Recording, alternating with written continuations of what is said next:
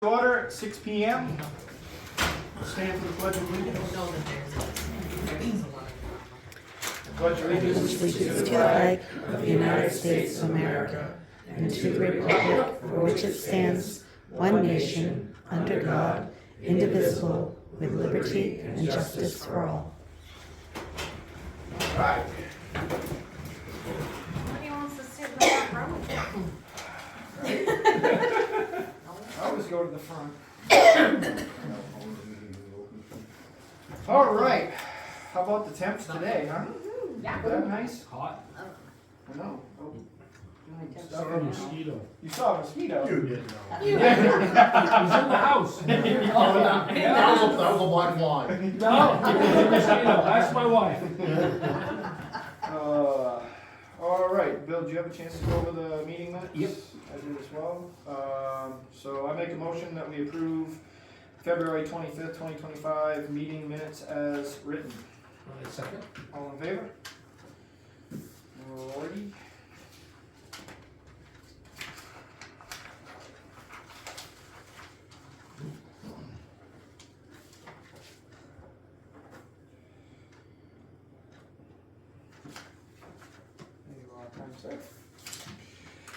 All right, warrant number 37, expenses $102,694.43, checks $15,898 through $15,909, receipts of $25,210.37, receipts $15,097 through $16,061.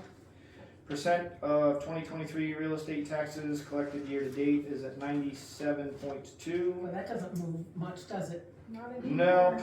Nope, it's slow. 2024 real estate taxes collected year to date is 84.6. Does anyone have anything for open session? Hi there. Hi. What do you got? Well, two comments. One is, I think, I see by the minutes, there was information about the Stewart case, and that came after we appeared, after the court Yep. session. But I just wanted to report that there were, quite, I don't know if you all talked about how many people testified, and Nope, I didn't catch that one. Nope. but Bill and Cheryl were there, and a few other people. And several testimonies, and we hoped that there would be a different outcome than there was. And so my feeling is that we still haven't really reached a proper resolution with the justice for this situation, and I want to make sure that the notes reflect, the minutes reflect that the order for them for the next year is not being on town property. But I also think that we have a responsibility to be clear with anybody who might have had dealings with them that were harassment or intimidation, that there has to be somebody who is willing to hear them if it continues. Because that, from my perspective, that's a not following the order. If they continue to behave and not in a way that is appropriate, then a year of not following the rule that the judge set means that, would call us to say maybe the year isn't enough, or something else needs to happen. So if there's anybody who's continue to receive harassment or intimidation, I don't know how we can have that, how they can get a hold of somebody, or we keep record of it, or something that. I think based on the conversation that we had with Lieutenant Brown is if you feel that you've been intimidated, specific to this case, Correct. That you need to call the sheriff's department. Just so that way they have record of your complaint on their record. So essentially, like how he said it to us, not that this is how it's going to go, but he gave it as an example. Basically, is if there's a domestic issue between people and no one calls about the intimidation or whatever, and then they stumble upon a dead body in a house, they've got no leads. No record. No record, no leads, etc. So that way, if there's been record of them having issues, they've got places to start. So You know, but for somebody, maybe there might be individuals who would feel uncomfortable or that it's not a good idea for them to go approach the sheriff. And so I just wonder if there's a way for us to be supportive of those individuals if they have that concern. They would have to be willing to make a report to the sheriff. They would, but maybe they, as in the case of rape, there's an advocate who can go with them and be a support for them Oh, as right. they would report that process. So I think, because I believe that we owe that to our residents to be able to support whatever is Sure. happening. Yeah. So, and I don't know how we can, I don't know officially if we can do that as a town, but you know, Right. I'd be available if anybody was concerned and wanted to have a friend come with. If Sure. they- To do that, then. Yeah. So that you would be- want, so you'd be willing to be the advocate for the town? Or just for For an residents. individual that An has. individual, and how do we communicate that with to our residents, so that they know if they experience this, that there's a way to move forward, if they want to, but feel uncomfortable or Right. uneasy. If that's Well, usually word of mouth, I was gonna say, that travels around, and Right. at least would have a direction to Right. point them in if. one that of was us the would hear case. about Yeah. something. Yeah. But most of the people involved. Yeah. I mean, if it gets in the minutes, then it'll be there for Yep. somebody to do Yeah. that. So that's one concern. The other is that GWI had communication with Derek Gagnon today, and they are working on the marketing pieces for high-speed internet. We are hooked up, so they are available in what is considered the middle section of town, and soon we'll have lots of other, they're planning to put out a mailer that will go to everybody, talking about a special offer for Yeah. signing up, and I hope that'll be out pretty soon, but Yeah, they they're were, very, when I was talking to the techs, they had planned on having, or their hope was to have around the pond, out Reading and Black Mountain, and over Fields Hill, I believe. They were hoping to have that online by Christmas. I don't know that actually happened, but it was pretty close. It Yeah. wasn't too long and after that, I think it we've was. been available. signed up for, I guess it's been 2 weeks maybe. Yep. And so, and we've switched our phone as well, which is an option for them. And so I'm hopeful that will bring, you know, this is a $4.6 million project, and that we'll have a nice willingness from the community to sign up for service that will be local, because it's a Maine-based company, it's not out of New York, and it's a B Corp, which is People, Profits, and Planet, and that they'll be very much, I believe, a good customer service. So the other thing that I just want to say, as we have been experiencing the last month, 2 months, that if there's anybody who wants to have an opportunity to speak out about what's happening in Washington, I feel like we're at risk of losing our democracy, and I believe that this community stands in support of democracy, and some of the things that are happening are definitely not to the benefits of farmers or to any local resident that could potentially lose Social Security, Medicaid, any other supports that our government does that some people don't even realize we get from the government. And as they start gutting the government, it's gonna not be very pretty. So if there's anybody else who wants to commiserate around it or view some kind of action, I'm available. All right.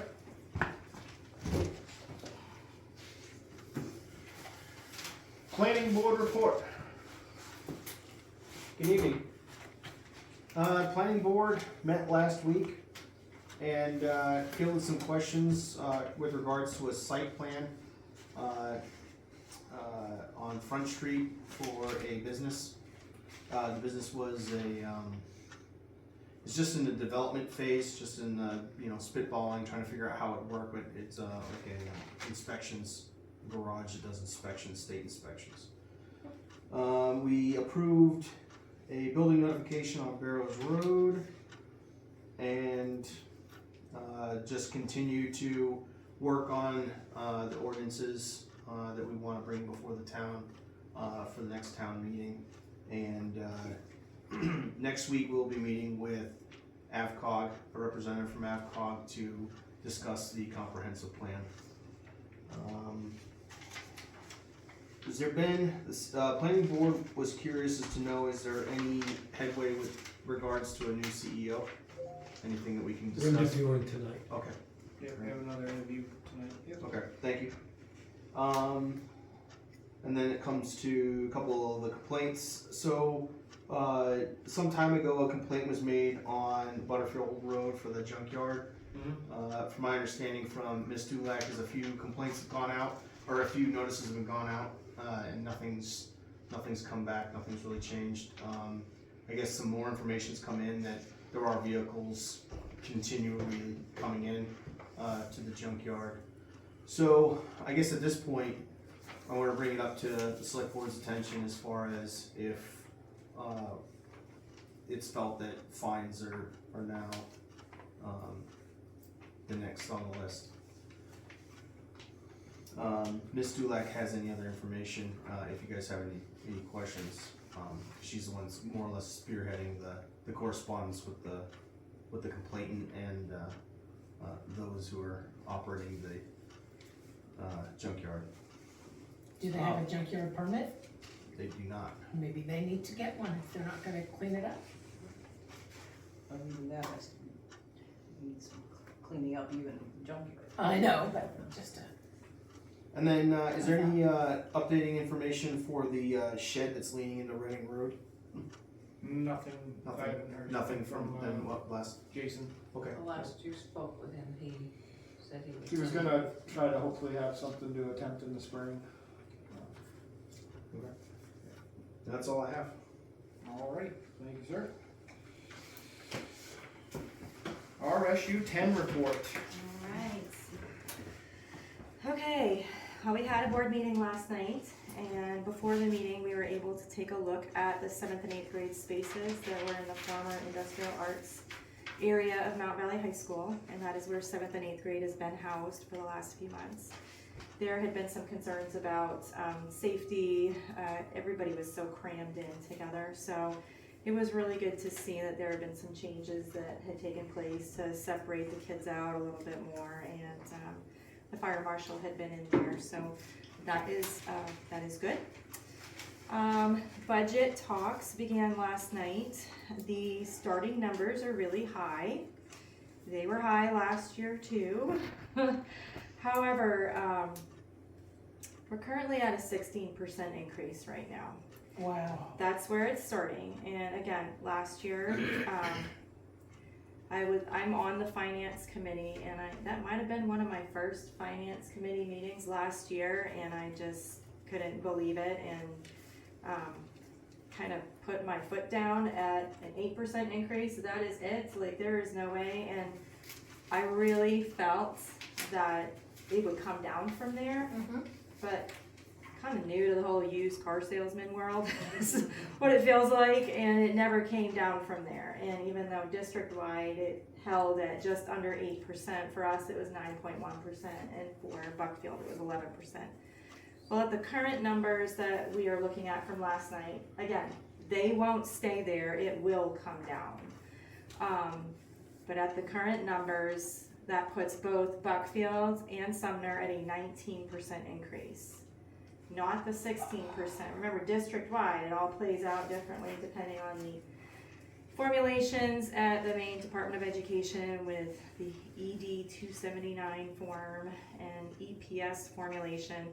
I don't even know what that stands for, but it's got to do with enrollment, it's got to do with your valuation. So we went through our reval, as did Buckfield, and that plays into this. So it will come down, and at the board meeting, Chad from Hartford had put the stake in the ground at no more than 8%. So with that, an 8% increase, like holding at a district-wide 8% increase would mean a what did I write it down? A $1.144 million cut from what we were currently looking at with our numbers to just bringing it down to that point. And I'm kind of learning with this, but it seems like all the administrators are asked to bring their Christmas wish list to the board, and now that's a little extreme because they don't put on excessive things on that list. But for one thing, the Buckfield High School right now has a 3-week-long volleyball team that is super successful, and they want to make it a stipend position for the coach to be able to be paid for what the coach is doing. And it's great for the students, like everybody loves it is what I'm hearing. And this is an in-between sports season, so being that Buckfield doesn't have a whole lot of sports offerings, that really would make sense, right, to have this stipend position. Another one would be indoor track at Mount Valley High School. And again, I don't know if Buckfield could go to Mount Valley High School to do that. I don't know how those would relate, because I know that we have had some indoor track people before who've been really successful. But I just know that this stipend position that was being proposed last night was for Mount Valley High School, and that's been something that I believe has been a volunteer position now for 6 years, something like that. And really, I guess the rules surrounding sports in Maine, you really can't go that long just being a club sport. So that would have gone varsity, I think. Don't quote me on that, but those are positions that the board's not going to be able to approve because we're going to have to cut everything down. So last night was the first look at that. The next board meeting's at Buckfield High School. It's at 6 o'clock. That's on March 24th, so 2 Mondays from now. Not next Monday, but the following one. Come to that meeting and hear what's being talked about and watch the process and ask your questions. Because it's going to affect the Mazinsket region much more than it affects the Mountain Valley region. And Norma has some information that the budget committee can look at, but the breakdown with towns and what % increases that would be, it's less for Rumford. I don't remember if it said 12% is what the increase would be for Rumford. Okay, I don't have it right handy, but so come to the meetings. Let's see.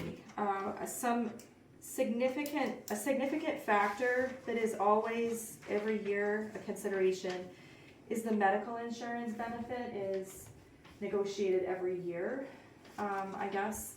So last year, I remember they were hoping it would come in at 10% increase medical costs of the insurance program, and it came in just under 10. But for a little while there, they weren't sure if it was going to be 12%. Well, right now it's at 16, maybe 17%.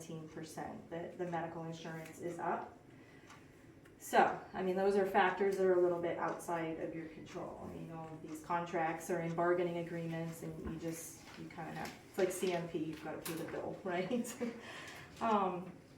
And I think I talked about this last week, but the Maine DOE, through its EPS formulation of this ED 279 form, while last year they gave $40,000 more than the prior year, which had been $2 million more. This year we got a little bit over $1 million more than last year. So it's like everything's more, right? And it, it made me question, like, why is this the way it is? But we've got bargaining contracts that are negotiated with salary increases, and those are always going to be going up. So that $1 million more that we got in our EPS formulation this year is going to cover those bargaining contracts and the medical insurance that goes with those raises, not the 16% medical, but like the benefits of those contracts and the raises. I don't know if I'm saying that very well, because now I sound a little contradictory, but this is confusing stuff, and I'm learning. I'm doing the best I can do. So stay tuned. The cost is going to come down, but ultimately, I will say that Buckfield's town manager Cam Hinckley did email the entire board last night, and his feeling was that Buckfield can only withstand a 5% increase. That's it. like no more. And we may wanna consider, or you all may wanna consider similarly. I know that Buckfield, Hartford, and Sumner did get together for one meeting and all sent letters about hosting the annual town meeting here.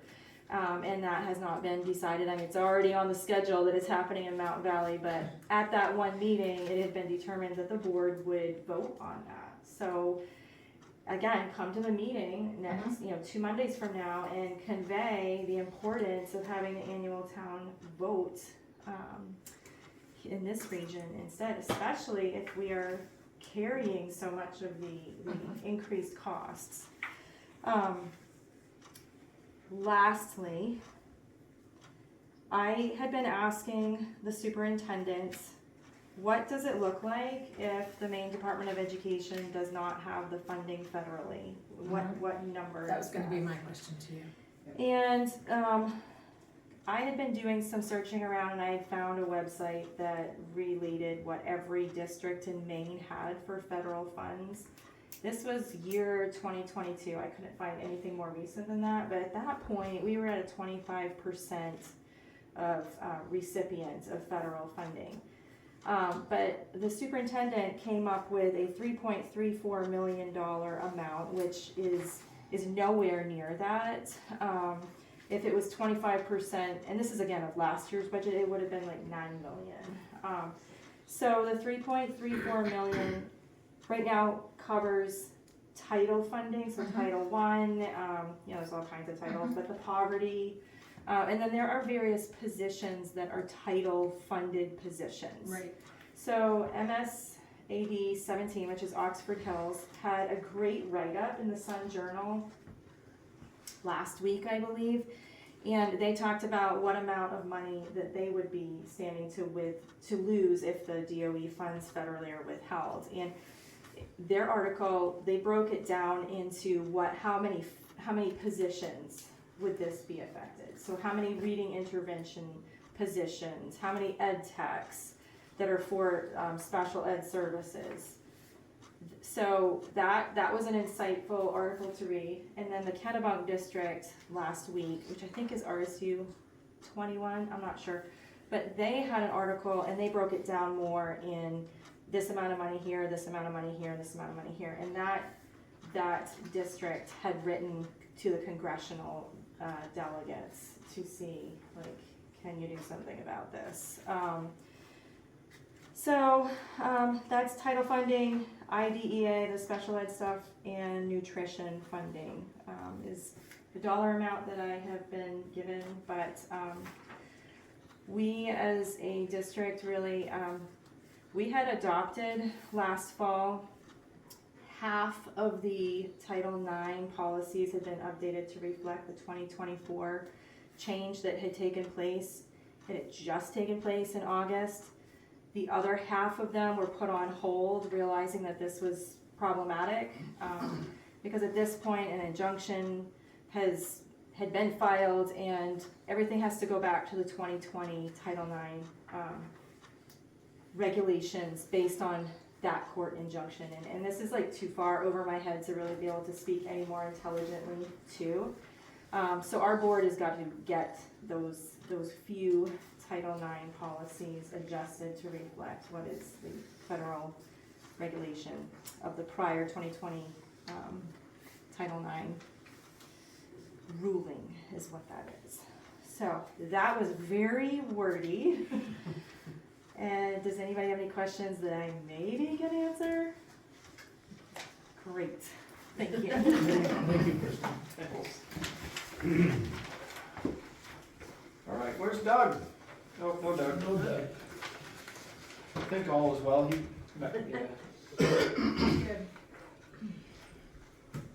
Roads, how are you doing back there, Sean? Yeah, pretty busy. Thursday and Friday, Saturday were pretty hectic between the ice storm and then changed over to rain. The ditches are full of water, but hopefully we can hold the rain off till, I think, Sunday now? Yeah. So hopefully there's a lot of thawing, and a lot of my cross culverts going across the roads are froze solid in the center, which is very hard to get. So I was around with my excavator opening up snow banks, I got quite a few of them fixed up. All the roads are posted. So that means if the roads are posted, you still may see a big truck or something on them. If they're froze in the morning, just because there's a sign on there doesn't mean they can't truck at all, so. Yeah. That's about it, and hopefully the culverts will thaw out here, and just, if it does come in and rain and the ditches are full, just, give it time and hopefully they'll go down here. That's about it. All right, buddy. Thank you, sir. Sean. Posted roads are the first sign of spring around here. It is. What about your bump sign budget there, Sean? Well, I started in and I run out of staples. Yeah. All right. Brandon, how are you doing? Pretty good. For last month, February was a relatively steady month. 11 calls totaling 257 miles. It's mostly a mix of stray animal cases and animal welfare concerns. Several incidences did require follow-up to ensure that the animals were being properly cared for. There was a couple notices to comply issued. There was one trip to the shelter, and I'm still waiting to hear back for more guidance from the DA's office. On Mr. Levitt? Yep. So I assume you got the phone call today?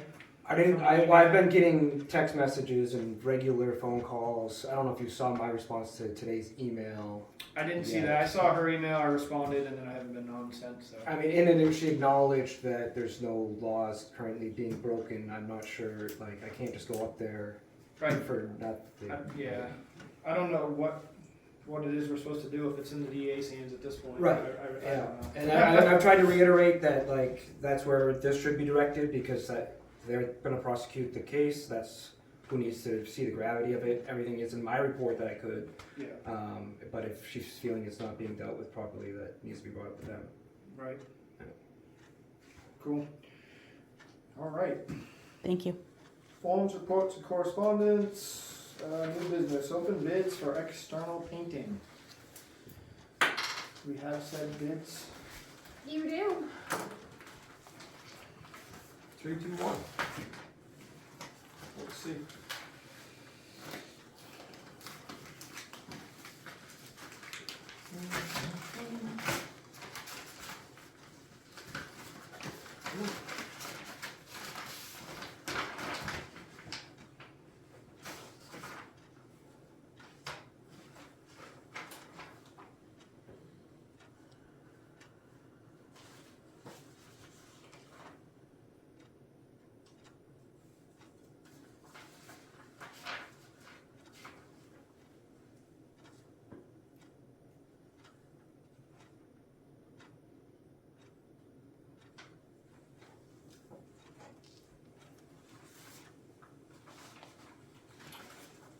Alright, Sumner, Maine construction design,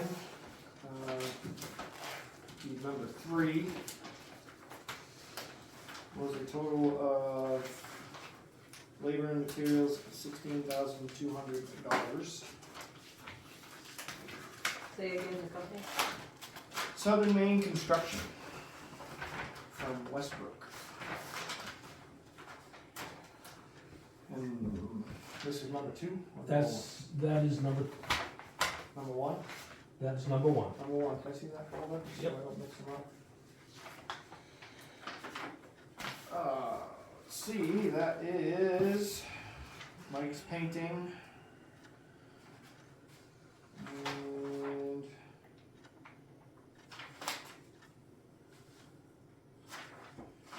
And a total cost of $5,200. And they provided their insurance information as well. Do we have a last name for Mike? The name of the company is Mike's Mike Painting. Bacon? His name's probably on the insurance, but. Impact Painters, Townsend, Brook Road, Auburn, Maine. Dan Marino. Who also provided insurance as well. Total bid is $8,503. with additional option to pressure wash first at $1,306.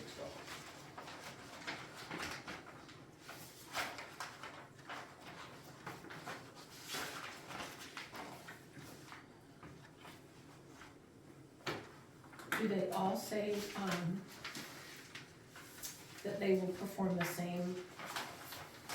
Scope of work. Yeah.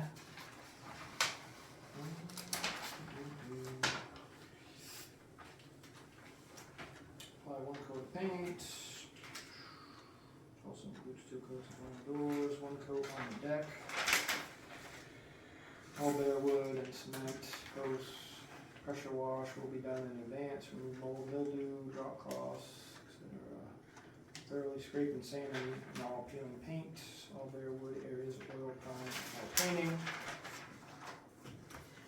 I was here for 2 of those. I thought you were here meeting with Yeah, somebody one of the And days. the only thing it doesn't include is if you guys can replace some of the boards that Some we need. boards. That There's are a right fascia on the board corner. here, there's a Okay. corner board of, I Yeah. can tell you their name. Just the painting, not if there's. Yeah. Yeah. Scraping, sanding, prepping all designated surfaces, minor surface repair including wood patch replacement of deteriorated. Well, this is the most expensive one, but this does include, replacing any deteriorated trim where needed.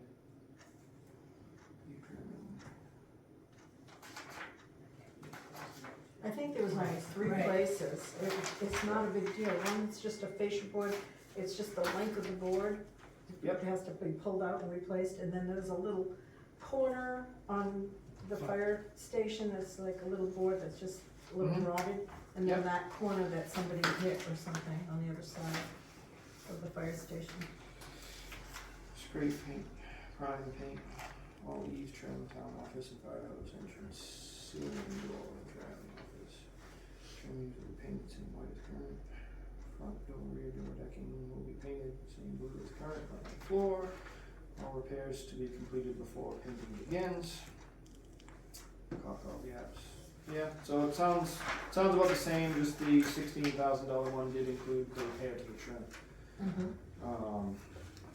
The trim repair would cost $10,000. How much is that gonna cost us to do, Bill? Probably about 9. You'll do it for 9? Alright.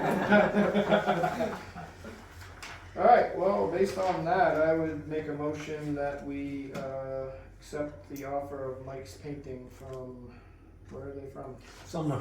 Oh, they are from Sumner. Yep. My time.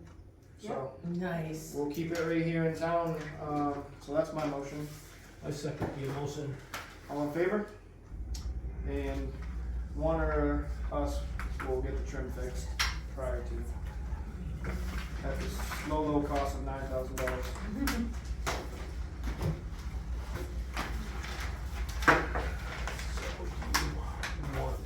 That was the accepted. Alright. So when you call them, I had told them, I thought it had to go through